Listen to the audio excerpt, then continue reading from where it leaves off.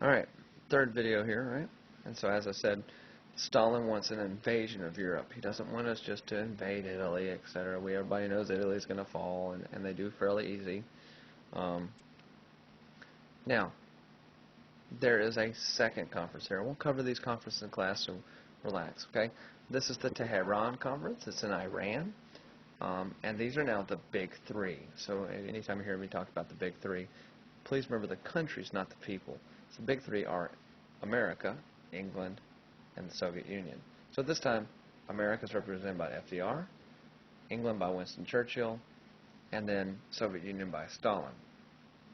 So the big three are going to have a lot of conferences from here on out, really kind of setting the stage as to what type of world they want after World War II. And this is the first big one. So what are they discussing here?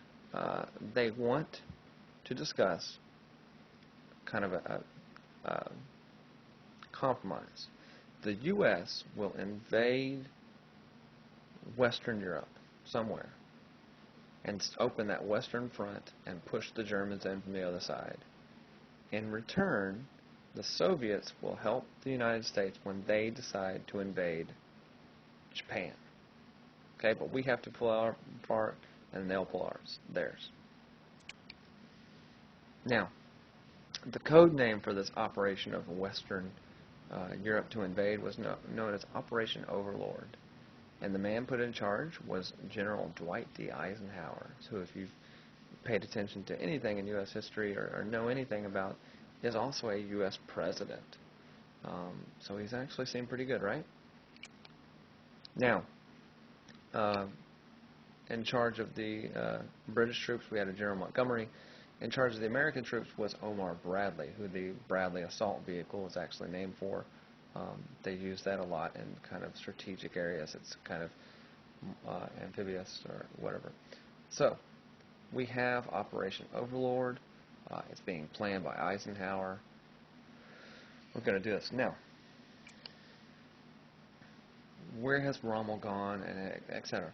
Rommel was moved to a thing called the Atlantic Wall. Now, the Atlantic Wall was a defense over any part of Europe that basically touched the Atlantic, from France all the way basically up to Finland, guys.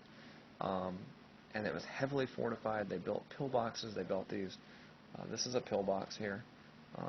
Basically, it's just kind of an open area where you could shoot out of, and you had other little long-range guns, etc. You had there was basically, it was seen as an impregnable force. Like, there was no way to get through this, and Rommel was there. Now, Rommel, and this is interesting, actually told Hitler, we need anti-tank traps. And Hitler said, what are you talking about? He goes, the Americans have these amphibious things that can come up on the land. We need tank traps. Hitler said, no, you don't. You're good. Maybe you should have listened, right? So, with that in mind, we now have to pick a spot along the Atlantic Wall to invade. And so to do that, we had to pull off one of the greatest switcheroos, deceptive plays ever. And that is, let's take our biggest general, General Patton, and put him in charge of something called Operation Quicksilver, which I don't know if you can see behind him there, was nothing but a dummy army. It was a ghost army, and inflatable tanks, inflatable things. And so they put these Patton and all these other people on the coast of England, looking like they were going to come into France, okay? And so Germany wakes up, and they hear about all this mobilization of the tanks and all that on this one thing. And so they are going to shift some of their attention, some of their troops, down there. And this is going to create a gap at a place called Normandy.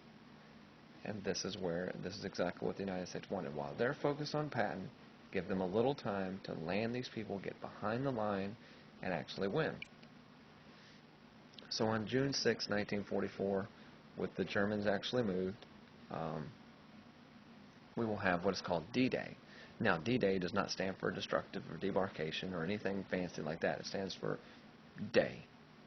Okay, and in military terms, M means minute, H means hour, D means day. It's that simple, okay? So on June 6, 1944, Um, they will storm the beaches of Normandy using this, okay? 150,000 soldiers landed on Normandy Beach, 23 parachuted in behind the German lines. 2,000 people died, but the Allies took control of the beach and soon had 2 million troops in France. So we had done exactly as we had promised Stalin. We opened this front, and from this point on, we're going to push the Germans back until they meet themselves in Germany.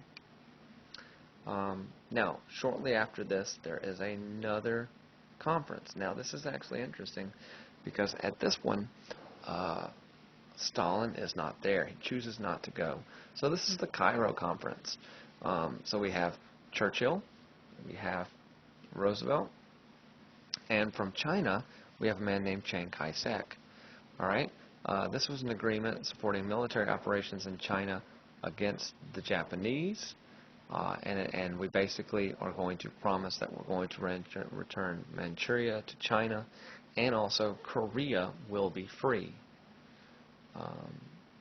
So all this things coming up, we're basically deciding, we're going to help out there. Now, why did Stalin not show up? Chiang Kai-shek was the nationalist. He was upset that a communist guy was not there to have his say in the matter as well. But nonetheless, it worked out like this, right? So that is it for the battles. The next videos are going to be about the home front of World War II.